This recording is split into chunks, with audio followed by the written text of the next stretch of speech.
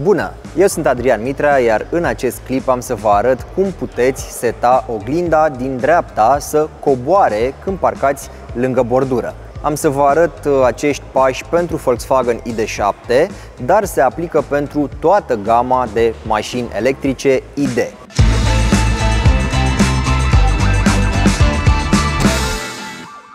În cazul în care aveți scaune cu reglaj electric, asigurați-vă mai întâi că aveți toate reglajele făcute corect pentru scaun și oglinzi. Când totul e reglat cum trebuie, apăsați pe Set, apoi lung pe 1 sau 2.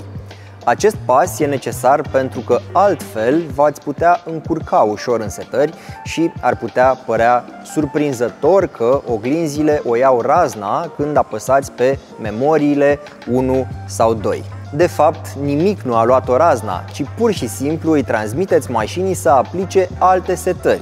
Setări pe care dacă nu le-ați făcut, vor fi o surpriză atunci când sunt aplicate de mașină. Sunt fie setările altcuiva, o altă persoană, sau pur și simplu niște setări implicite din fabrică.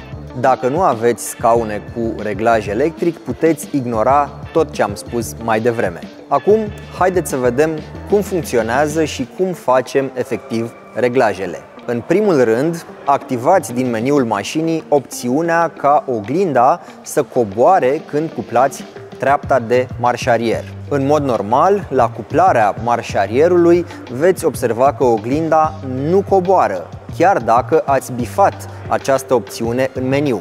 Ca oglinda să coboare, trebuie să selectați oglinda dreaptă din butonul rotativ în timp ce marșarierul este cuplat. Astfel, mașina va primi informația că vreți să parcați și că doriți ca oglinda dreaptă să coboare. Deci, marșarier, alegeți oglinda dreaptă ca ea să coboare. Asta după ce ați bifat în meniu ca această opțiune să fie activă.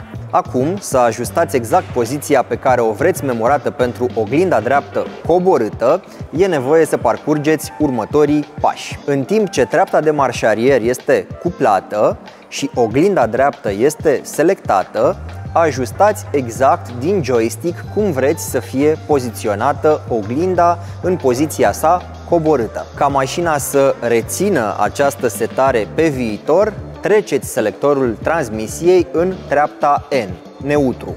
Apoi apăsați pe butonul Start-Stop de pe coloana de direcție ca să decuplați contactul. Acum poziția e memorată. Asigurați-vă că mașina rămâne parcată în modul P de la parking sau parcare după efectuarea acestei manevre. Asta e tot. Spor la făcut reglaje!